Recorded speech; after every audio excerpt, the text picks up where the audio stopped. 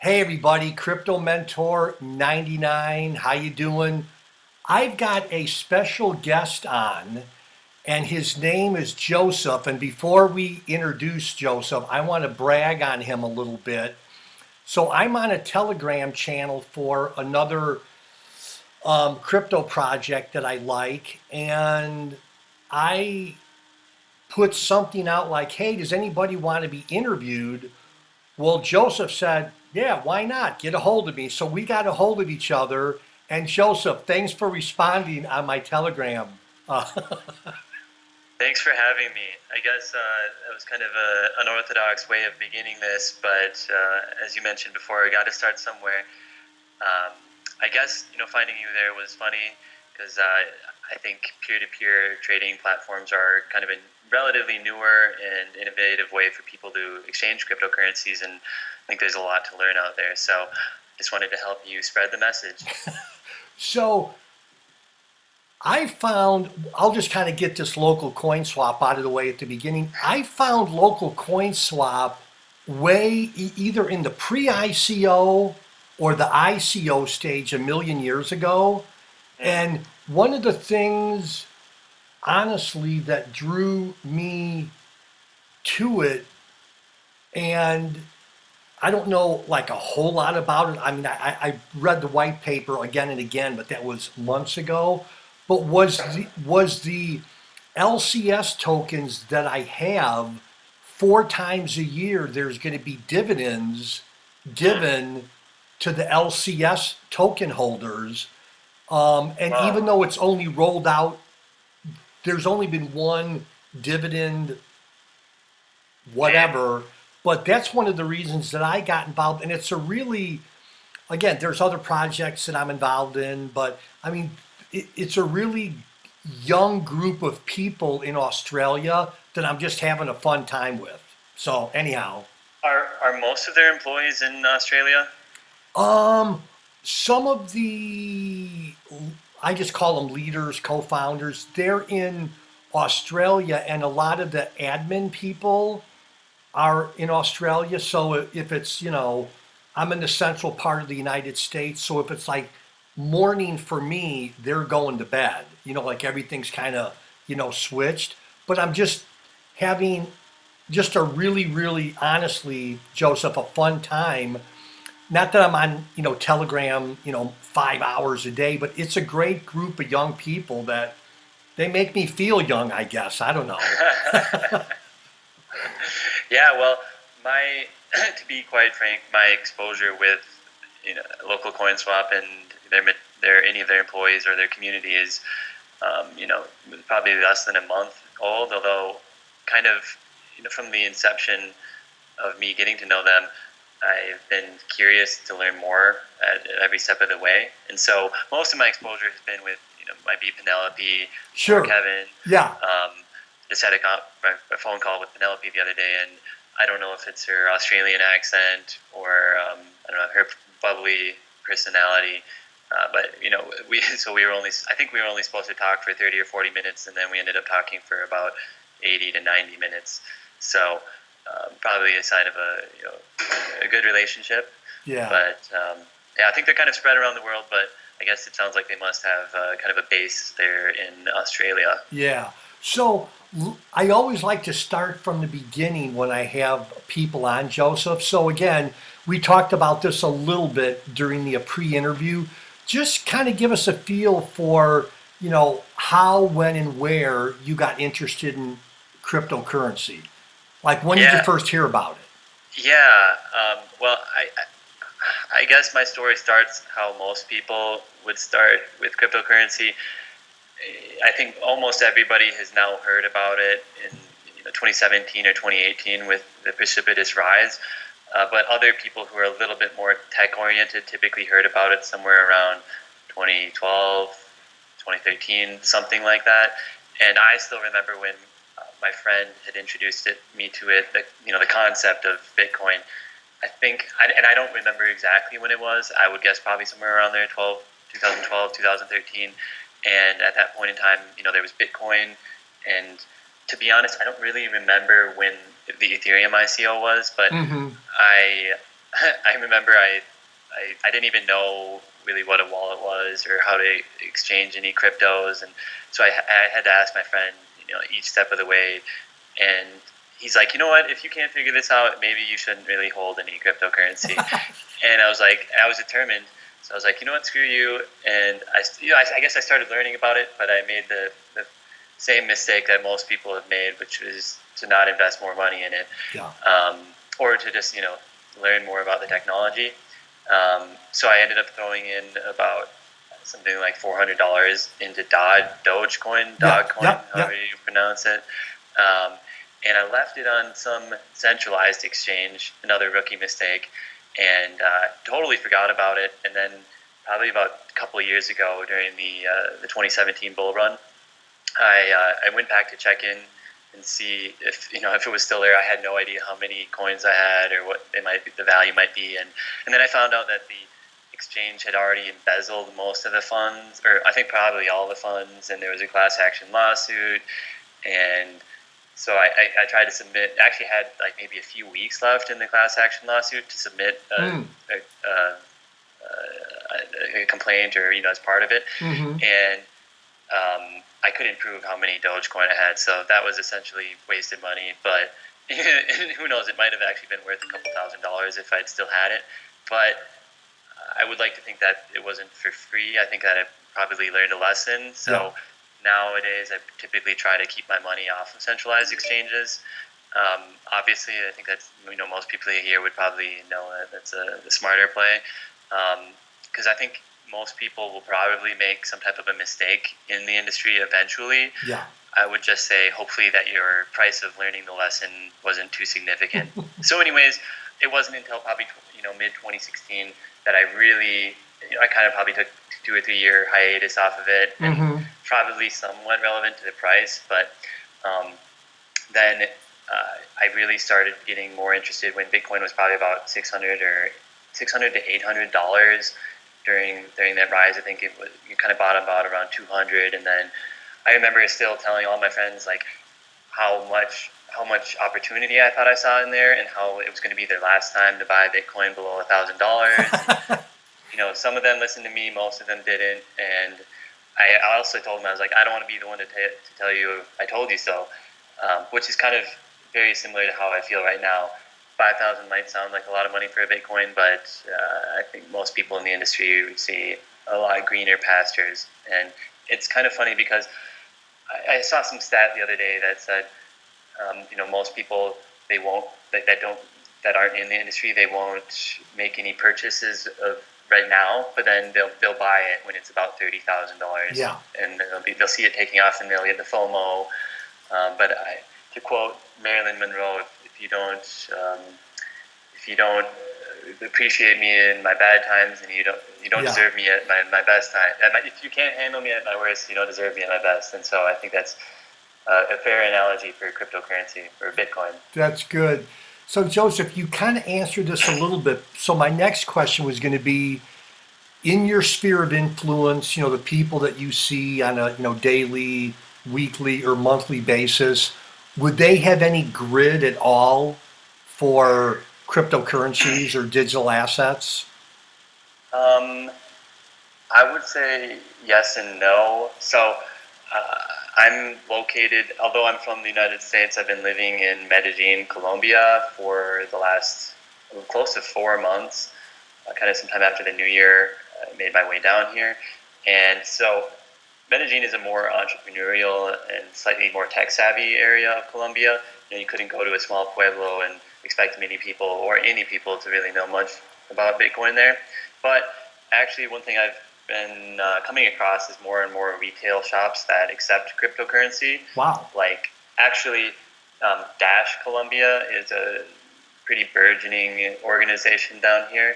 They've been making a big push to get retail companies, whether it be a coffee shop or a restaurant, to accept Dash.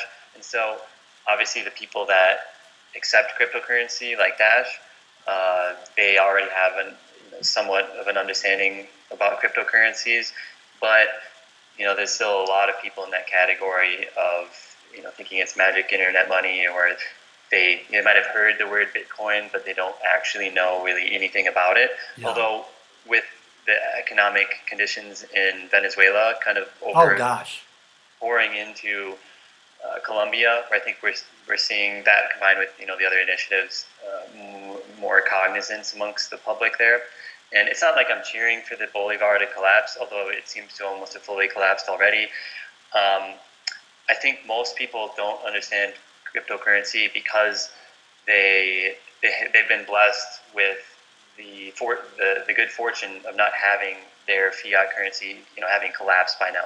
Most people in the European Union or in the United States, quite frankly, most of those people have pretty solid banking already, so they don't have as much of a use of utility for the exchange of value aspect of a lot of digital monies. But they'll be, I think, dragged kicking and screaming back into this industry at Yeah. some point. I forgot the name of the law, but it's essentially the concept of bad money flows into good money. Mm-hmm. I think it's Gresham's law. Um, so I think we'll see those people, but there's still a lot of skepticism, and it's somewhat well founded. Obviously, we don't know who Satoshi Nakamoto is. Probably particularly relevant to the drama going on with Bitcoin SV or B. Yeah. I don't even know what the acronym is, BSV, Sure. I Yeah. think, Yeah. and Binance. Um, yeah, so more and more, and actually, there's a company that I do some work with called BitBroker Labs, and so we have kind of an initiative to get more retail shops here in Colombia to accept cryptocurrencies. So hopefully, we're being part of the change and getting more people to understand cryptocurrencies and the utility that they offer down here. Yeah, I've got some not American friends, some Venezuelan friends that live in Caracas, and not that you would know this because we just kind of found each other on Telegram, but I had them up. There was 8 people that I had up in January, and I, talk with them on my iPhone and stuff, and I mean, literally waiting in line 4, 5, 6 hours a day. And then when you get in the store, you hope that A, there's food available, or B, you have enough money to buy whatever's available. And then I found this, not quirky, but I found this article like 3 weeks ago, Joseph, 4 weeks ago, and it said in 2018 in Venezuela, just in 2018, the inflation on a cup of coffee was 373,000%. And I'm Yeah. like, I can't even, that's too many zeros for me. So when people say Venezuela, my ears open up because I've got friends down there. Yeah, and I've heard that the inflation rate. I wrote some short little article the other day about it. I think it. I want to say it might have gotten up to somewhere like 12 million%, Oh, or maybe that it was planned to be sure. up to that amount by the end of 2019, something like that. But back to what your point was, in that short of a period of time, whether it's 5,000% or 50,000%, the money that's bad money, and you Yeah, don't need 12 million% to tell you that. yeah, So pretty bad times for them, and there's a lot of people that I meet in Colombia that what's kind of strange is that I've never been to Venezuela, but I think there must be a lot of pride amongst the Venezuelans because there might be somebody younger in the family that's come over, mm-hmm, but and what they're doing is just to find work, and then they'll work and send money back to their family in Venezuela. And actually, cryptocurrency would obviously be a pretty ideal situation for doing that because I know that some other services can be quite expensive. yeah, But I guess I'm surprised more often by how many of the whole families don't come over. It almost seems as if there's some of the families, as poor as the conditions have been there, they still don't mind, or they're fine trying to stick it out for their country that they seem to love. And I guess I don't know if you've been paying more attention to. I know Venezuela created their own cryptocurrency. I thought it was supposed to be pegged to like the petrodollar or something mm-hmm, like that. I'm just going to assume that um, I remember when I heard about it, the economics behind it kind of seemed pretty wonky, which isn't a surprise because it's created by the Venezuelan government. Um, so I'm just assuming it's a dumpster fire, but I don't. I haven't heard anything recently. I don't even remember Interesting. what it was called. Yeah. Petrocoin, maybe. So I want everybody to know, I remember, and these are my words, Joseph, you didn't label yourself this, but I was talking with Joseph during a pre-interview, which is basically before we start to record, and we were talking about my YouTube channel, and I said, yeah, I can kind of remember, and I'm sort of paraphrasing Joseph, what we said, but I kind of said to Joseph, I said, well, I remember when I was Nick, the new guy, and my first subscriber was Mrs. Crypto Mentor 99, and then I made two of my friends join. So Joseph has a newly formed podcast that I want him, please, to tell us all about because I'm going to subscribe. Well, thank you for doing that. So, as I was telling you before, the podcast is called Tech Decrypted. Tech Decrypted. And the website would be techdecrypted.live. And so it's a relatively new podcast, something we've only had out for a couple of weeks. So we've only had a few guests, Sure. and we're kind of still working out a few of the bugs on the tech side because obviously we're relatively new to it. But essentially, the podcast is interviewing thought leaders in the industry about artificial intelligence, and cryptocurrencies and futurism. I think they're all somewhat related. And so the company that it's associated with is called BitBroker Labs. They're a company that's based out of Berkeley, California. I don't want to say they're a think tank, but it's kind of it's a company that does get some founding out of Silicon Valley and investors in that area. But we're just trying to develop innovative products within the industry that seem useful. And so I think I mentioned a little bit about Dash Columbia and the initiative that they're trying to get with making regular retail companies accept Dash. But there are a few problems that companies, if they do want to accept Dash, there's still a few roadblocks. So first off, cryptocurrencies in general, I would kind of argue that most of them aren't really currencies and as things stand because most people don't really use them as a means of exchange in a lot of places. Now, if you're a retail, let's say you're a coffee shop and you want to accept cryptocurrencies, that might be fine. But one of the problems is that you can't pay your employees in cryptocurrency. You can't pay for your coffee or the food that you serve at your restaurant in cryptocurrencies. So they don't really want to keep them. And so unless the owner of the place wants to hold it for speculative value, which some we've spoken to are interested in doing that. Some of them might have the one that we spoke to the other day he was an economics student, but he was also the owner and manager of the coffee shop. So he could understand that.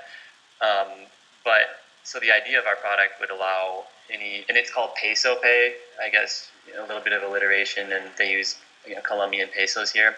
So our product, rather than just being able to accept Dash, would allow any one of these retail shops to accept any cryptocurrency, and then it would, into one wallet, and it would automatically exchange the cryptocurrency at market value for pesos, and then they could use those pesos to, run their business. But kind of positioning it in relation to credit cards and the fees that they use. Which, as everybody knows, are high. I think it's typical somewhere in between like 2% and 4%. I think 4% is kind of standard for cards like American Express. But that's even if places, do accept credit cards. The places that don't accept credit cards don't do it because of the cost of doing business, the point of sale systems, and also there's like a monthly fee for that, and then the fees for the credit cards are expensive, and so.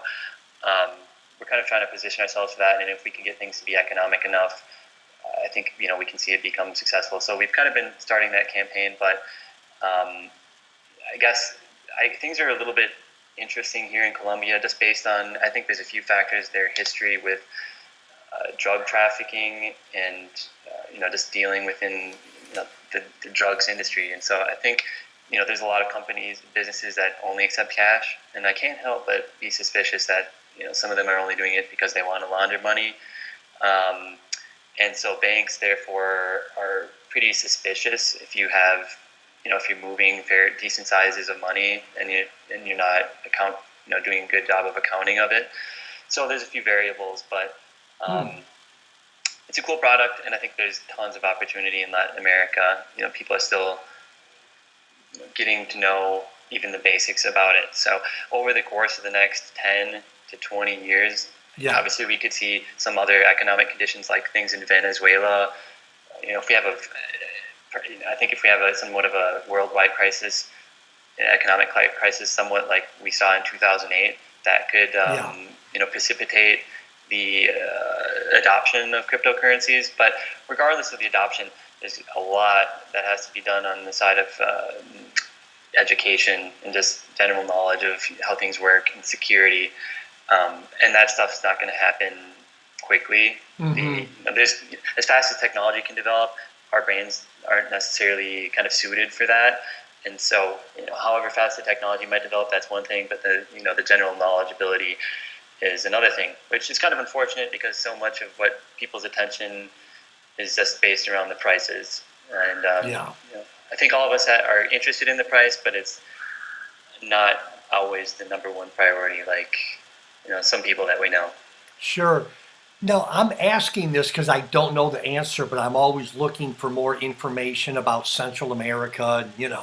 So in Colombia, like, again, I'm not um, comparing it to Venezuela. What's the inflation rate, um, it, not in that city, but in the whole of Colombia, Joseph? Um, I just googled it because I didn't actually know, but it looks like it's about 3.2%. Okay. I'm assuming that that's a relatively accurate number, although I know that there are some countries that artificially manipulate their official Sure. Yeah. exchange or inflation rate. For example, I was telling you again a little bit about this, but when I was in college, I studied abroad in Argentina, and the I don't remember exactly because it was about 5 years ago, but I think during the 4 months that I was there, their actual inflation rate was somewhere around 40 to 50% in that short of a time span. So that's very significant. It's not quite Venezuela hyperinflation Sure. levels, but um, they're and obviously you and me were both interested in arbitrage opportunities, of which there are abundant ones in Colombia here. But from what I've heard recently is that in Argentina, Bitcoin is actually at a 10% premium because most people there are still, trying to conserve their spending, the value of their money over the course of time. And I remember there's a really popular touristy street called Florida Street in Buenos Aires where you could go, and that was where all the not the illegal money changing was done. But you almost have no choice but to go there because you're getting screwed over so bad by the official rates. And so and just like here in Colombia, there's not a monopoly on the banks, but if I went to an ATM and I was going to pull out money, the fee would probably be about $4.50 by the local bank Hmm. here for that.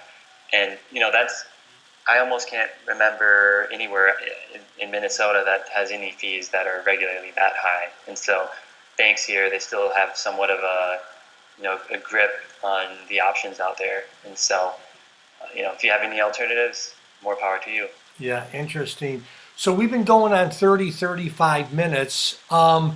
Send me all the links of like your website because I want to put that in the description box below of this video.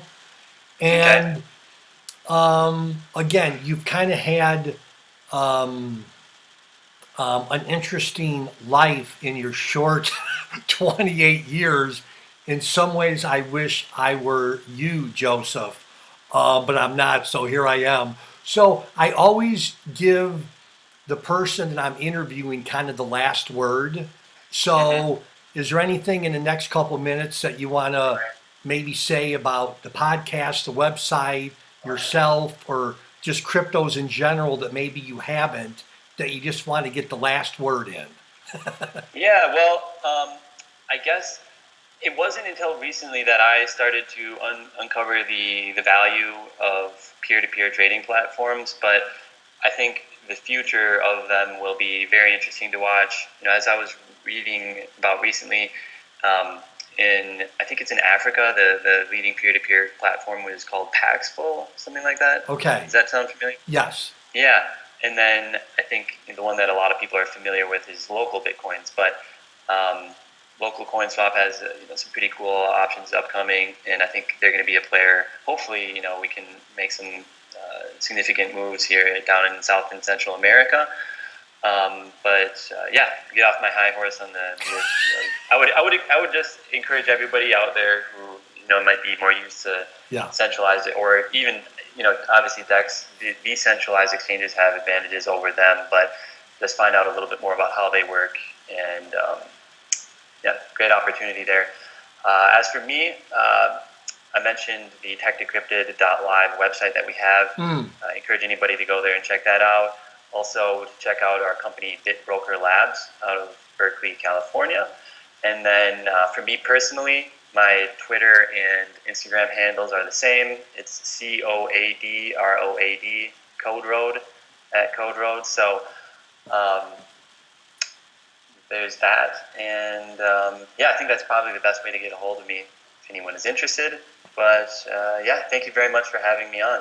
No, Joseph, it was a blast, and I'm going to mark my calendar in about 45 days or so, and I'll touch base with you and see if you want to come back on, if you're not too busy by then. Well, I look forward to it. I guess if I am too busy, that'll probably be a good problem to have. No, that's great. Thanks so much, Joseph. Thanks a lot. Bye bye.